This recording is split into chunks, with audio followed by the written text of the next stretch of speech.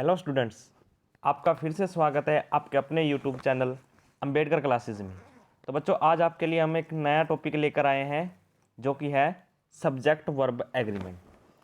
Subject verb agreement पे आपको बहुत सारे क्वेश्चंस देखने को मिल जाएंगे। जैसे जैसे आप आगे चलेंगे ना, तो आपको पता चल जाएगा कि ये होता है क्या है। तो बच्चों, सबसे पहले हम बात करते हैं कि सब्जेक्ट वर्ब एग्रीमेंट जो है वो क्या है। सब्जेक्ट वर्ब एग्रीमेंट, तो इसका मतलब है कि किसी भी वाक्य में, मतलब कि कोई भी सेंटेंस होता है, ठीक है, तो उसमें सब्जेक्ट के नंबर के अकॉर्डिंग, सब्जेक्ट के नंबर के अकॉर्डिंग और पर्सन के अकॉर्डिंग। अब ये पर्सन वो व्यक्ति नहीं, क्यों नहीं कह रहे हम, जो इंग्लिश में होते हैं ना 3 पर्सन होते हैं, फर्स्ट पर्सन, सेकंड पर्सन और थर्ड पर्सन, इनकी बात कर रहे हैं। जैसे ही, शी, इट, नेम, ये सारे थर्ड पर्सन में आते हैं। आई और मी जो है, आई और वी जो है वो फर्स्ट पर्सन में आते हैं, और यू जो है सेकंड पर्सन में आता है। इनकी बात कर रहे हैं के अनुसार वर्ब का प्रयोग, मतलब कि सब्जेक्ट के नंबर या पर्सन के अकॉर्डिंग वर्ब का प्रयोग। मान लीजिए कि वर्ब क्या है, सिंगुलर, सॉरी सब्जेक्ट क्या है, सिंगुलर है, तो वर्ब कैसी लेंगे हम, सिंगुलर लेंगे। और अगर सब्जेक्ट कैसा है, प्लूरल है, तो वर्ब भी हम कैसे लेंगे, प्लूरल लेंगे। तो सबसे पहले आपको यही जानना है कि what is subject verb agreement. अगर आपको इतनी बात समझ आ गई है तो हम आगे चलते हैं, नहीं समझाइए तो एक बार दोबारा बता देते हैं कि सब्जेक्ट वर्ब एग्रीमेंट होता क्या है। तो देखिए बच्चों, क्या होता है सब्जेक्ट वर्ब एग्रीमेंट, एक बार ये रब कर लेने दीजिए। देखो, किसी भी सब्जेक्ट के, सॉरी सब, किसी भी वाक्य में, मतलब कि किसी भी सेंटेंस में, मान लीजिए मैंने कोई यहाँ पे सेंटेंस लिखा, उसके अंदर कितने नंबर ऑफ सब्जेक्ट हैं। मतलब अगर एक सब्जेक्ट है तो हमें पता है कि वो क्या होगा, सिंगुलर हो सकता है या प्लूरल हो सकता है। अगर वो सिंगुलर होगा तो हम वर्ब कैसे लेंगे, सिंगुलर लेंगे। मतलब एक वचन वाला सब्जेक्ट होगा तो हम आगे भी क्या लेंगे, एक वचन लेंगे। अगर बहुवचन वाला वाक्य होगा तो हम वर्ब भी कैसे लेंगे, प्लूरल, मतलब कि बहुवचन ही लेंगे। नेक्स्ट देखिए, आपको यहाँ से समझ आ जाएगा कि हम क्या कहना चाह रहे थे। देखो, हमने टॉपिक स्टार्ट कर रखा है सब्जेक्ट वर्ब एग्रीमेंट। तो इसका मतलब हमने आपको पीछे बता दिया है कि सब्जेक्ट के नंबर व पर्सन के अकॉर्डिंग, मतलब पर्सन हमने कौन से बताया, जो ही, शी, इट, नेम होते हैं, इनके अकॉर्डिंग वर्ब का प्रयोग करना सब्जेक्ट वर्ब एग्रीमेंट कहलाता है। ठीक है, अगर सब्जेक्ट कैसा है, सिंगुलर है, तो हम वर्ब भी कैसी लेंगे, सिंगुलर लेंगे। अगर सब्जेक्ट प्लूरल है, प्लूरल का मतलब है बहुवचन है, मतलब एक से ज़्यादा है, तो हम क्या करेंगे, वर्ब भी कैसी लेंगे, एक से ज़्यादा वाली लेंगे। जैसे मान लीजिए कि हम ले लेते हैं कि राम खेलता है, तो राम क्या है, एक वचन है, तो हम उसके साथ जो वर्ब लेंगे वो भी कैसे लेंगे, वैसे ही लेंगे, मतलब सिंगुलर लेंगे। तो अगर राम सिंगुलर है, सिंगुलर मतलब एक वचन, तो हम वर्ब भी कैसे ले रहे हैं, एक वचन वाली ले रहे हैं। ठीक है, तो सिंगुलर का मतलब होता है एक वचन और प्लूरल का मतलब होता है बहुवचन। यहाँ पे समझिए, आपको यहाँ पे समझ में आ जाएगा कि सिंगुलर जो शब्द है, सिंगुलर को मैं एक वचन बोलता हूँ। ठीक है, सिंगुलर का मतलब होता है एक वचन, और प्लूरल का मतलब होता है बहुवचन। अब हिंदी में आपको पता लग गया तो इंग्लिश में भी पता लग गया होगा कि एक वचन क्या होता है और बहुवचन क्या होता है। तो याद रख लेना, जब भी मैं सिंगुलर वर्ड बोलूँ तो उसका मतलब है कि एक वचन की बात कह रहा हूँ, जब भी मैं प्लूरल वर्ड बोलूँगा तो उसका मतलब है कि मैं बहुवचन की बात कह रहा हूँ। तो इतनी बात समझ आ गई है बच्चों, आगे चलते हैं। नेक्स्ट देखिए हम क्या कहना चाहते हैं यहाँ पे।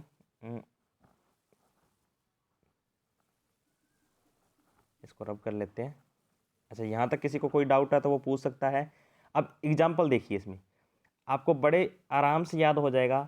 Radhe Maa and Asaram are made for each other. देखो, अब मैंने क्या कहा, यहाँ पे दो आ गए सब्जेक्ट। कितने सब्जेक्ट आ गए, दो। तो मतलब एक से ज़्यादा जब होते हैं, एक से ज़्यादा जब सब्जेक्ट हो तो वो क्या होगा, प्लूरल होगा।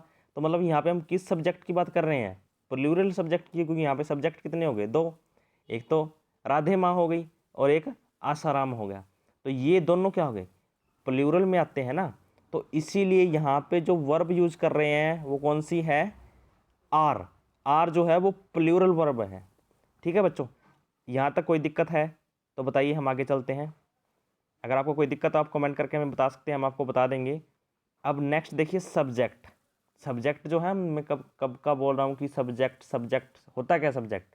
जो सब्जेक्ट है the part of a sentence. देखो ये क्या होता है, एक पार्ट होता है किसका, सेंटेंस का। For which a verb is used. देखो जिसके लिए क्या आती है, वर्ब को यूज किया जाता है। जैसे इसमें देखो आसाराम और राधे माँ जो है वो सब्जेक्ट है, और आर इसमें क्या है, वर्ब है, क्रिया है। यहाँ तक बात समझ आ गई या दोबारा बताऊँ? दोबारा सुन लीजिए इसको। आप रिवीजन साथ के साथ आप रिवाइज करते चलेंगे, मेरे साथ बोलते चलेंगे तो आपको जल्दी याद हो जाएगा। देखो जो सब्जेक्ट होता है the part of a sentence, एक वाक्य का क्या है, भाग है। For which a verb is use, जिसके लिए वर्ब क्या आती है, यूज की जा रही है। ठीक है, जैसे हमने ऊपर वाले में आपको बताया था कि आसाराम और जो ये है क्या कहते हैं आराधे माँ, इसमें क्या है, सब्जेक्ट है ना, तो यार करना आसान हो जाएगा। ठीक है, तो देखिए नेक्स्ट हम आपको क्या बताना चाह रहे हैं यहाँ पे। जैसे अब मान लीजिए एक चीज़ और भी है, सब्जेक्ट ये जरूरी नहीं है कि कोई नाम, ही शी इट नेम ये ही हो।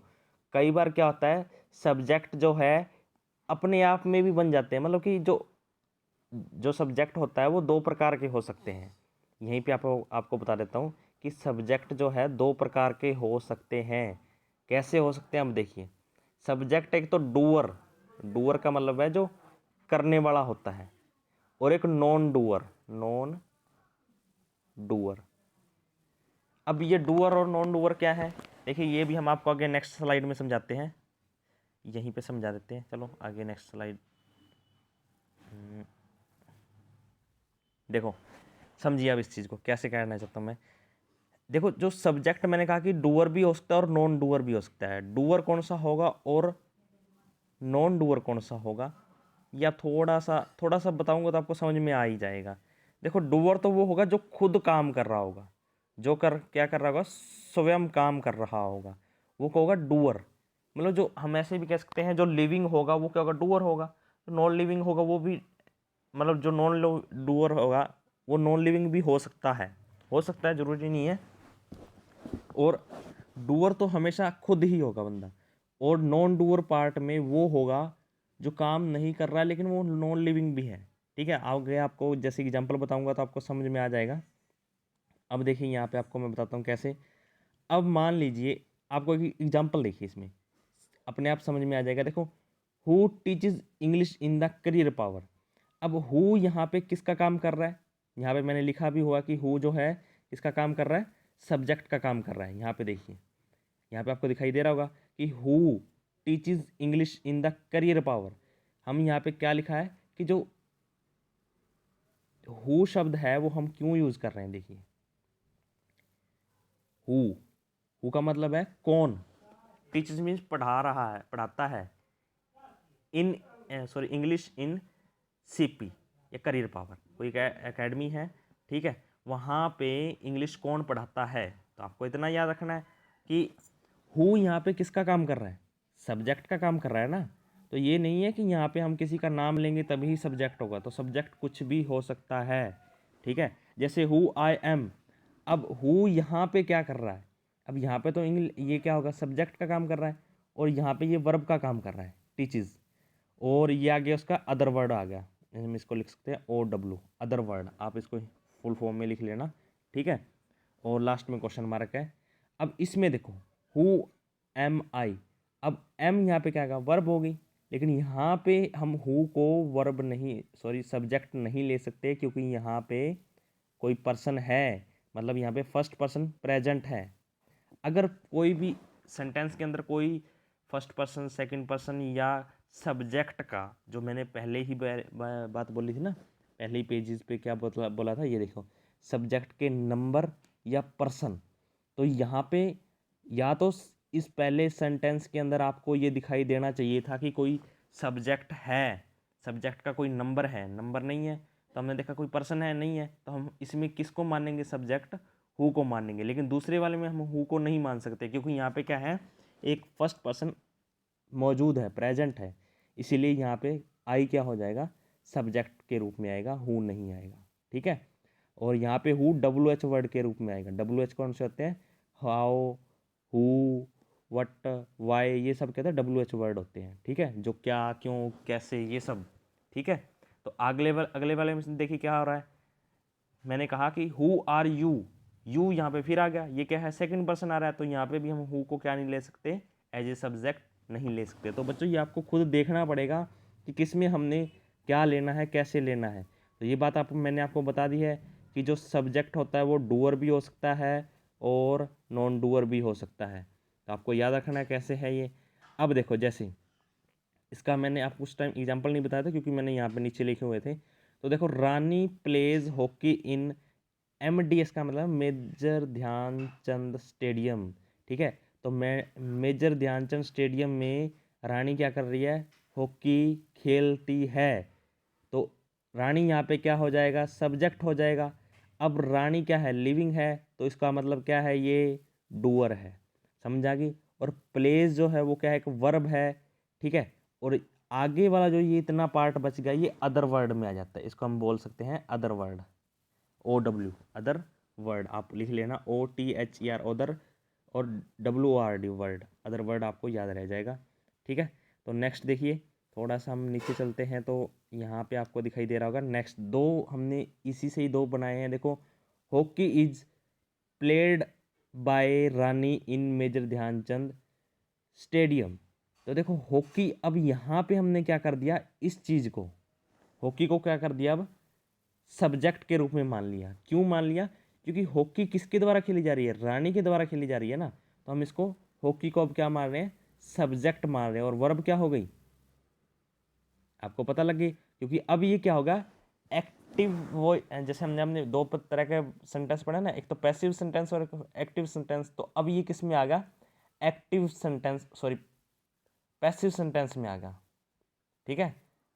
तो याद रख लेना इसको, पैसिव सेंटेंस कौन से होते हैं, जिसमें हमने बाय लगा दिया। तो अब यहाँ पे बाय लगाने के बाद रानी किसका काम करने लग गई, ऑब्जेक्ट का काम करने लग गई, ना कि सब्जेक्ट का काम करेगी। कहीं ठोका हो कि हाँ रानी आ गई तो रानी ही होगी, तो रानी नहीं होगी, क्योंकि इसको हमने एक्टिव से पैसिव में बदल दिया।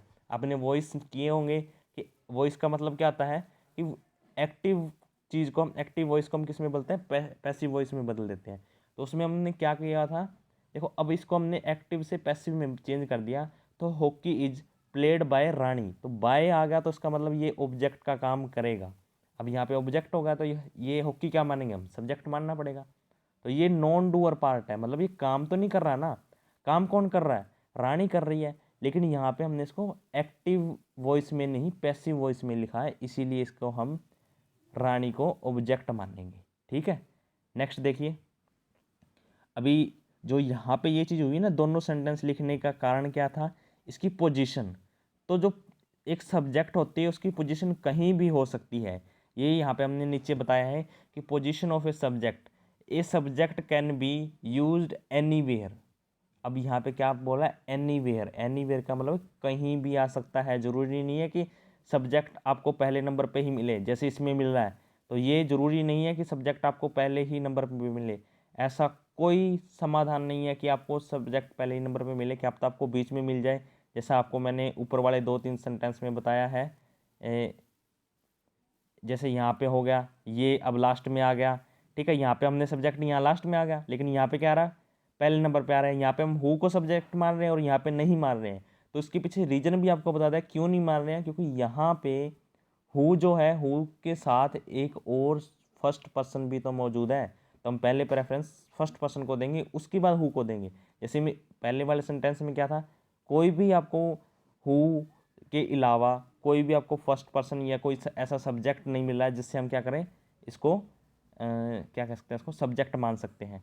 अब हम टीचर्स को तो मान नहीं सकते क्योंकि ये तो वर्ब है, और ये जो है आगे वाला जितना भी पार्ट है ये तो अदर वर्ड में आ गया। तो यहाँ पे बचा क्या था, हु, तो हु को ही सब्जेक्ट मानना पड़ेगा, ठीक है। तो इसी तरह मैं अब आपको नीचे वाला बताता हूँ कि वो कहीं पे भी हो सकता है। सब्जेक्ट जो है वो बिगिनिंग मतलब कि शुरुआत में भी हो सकता है जैसा होता है, ये बीच में भी हो सकता है जैसे मैंने आपको वहाँ बताया, और ये एंड में भी हो सकता है जैसे मैंने हु आई एम में बताया ना, sorry am I, who am I, who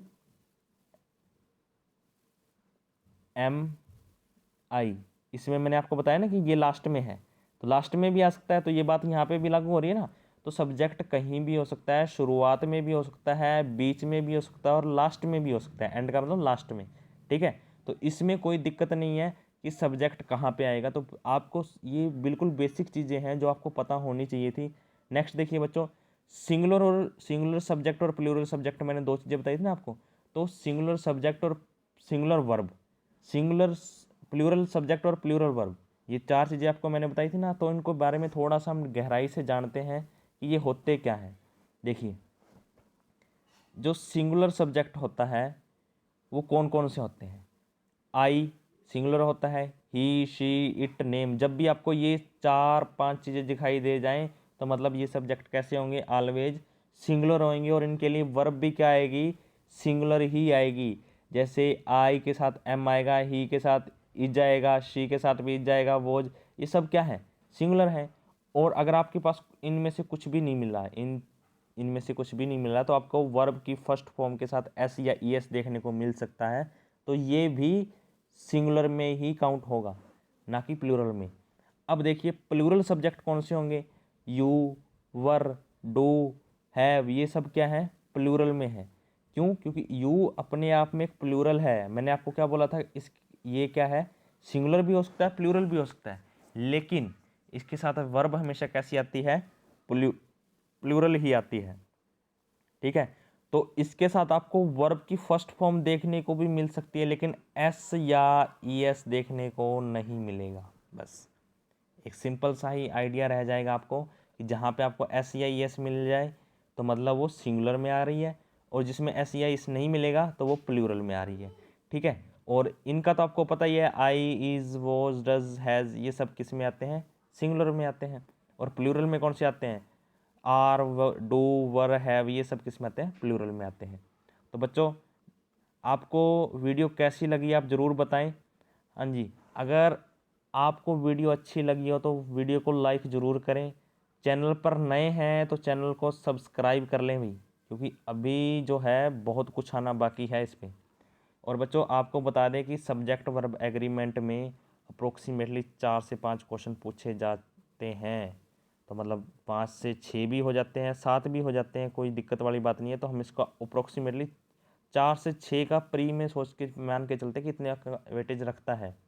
तो हमने आपको पहले 20 नंबर का बताया था, अब ज़्यादा नहीं 4 नंबर का या 5 नंबर का ही मान ले, तो 25 नंबर का काम हमने आपको बता दिया है कि कहाँ से आएगा। तो अभी हमने ये दूसरा स्टार्ट कर दिया है पार्ट, ताकि आपको आपका सिलेबस जो है जल्दी कवर अप करवाया जा सके। और बच्चों अगर आपको वीडियो थोड़ी सी भी अच्छी लगी हो तो कमेंट करके ज़रूर बताएं, ताकि इस कमेंट करने से हमें पता लग जाता कि वीडियो कितनी अच्छी बनी और इसमें क्या इम्प्रूवमेंट करने की ज़रूरत है या नहीं है। वैसे हमने बच्चों जो भी चीज़ें बनाई हैं वो आपको ध्यान में रखकर ही बनाई हैं। तो ज़्यादा सम्मान न लेते हुए थैंक यू, धन्यवाद। और भाई वीडियो को शेयर भी कर देना, कहीं ऐसे ही चले जाओ तो शेयर ज़रूर करें अपने फ्रेंड्स में, क्या अब तक किसकी भाग में क्या लिखा हो, ठीक है। तो ज़रूरी नहीं होता है, जो हम सोचते हैं वो करना भी पड़ता है, तभी ही जॉब मिल पाएगी। आप पढ़ रहे हो अच्छी बात है, पढ़ोगे तभी आपको जॉब मिलेगी। थैंक यू, मिलते हैं नेक्स्ट वीडियो में।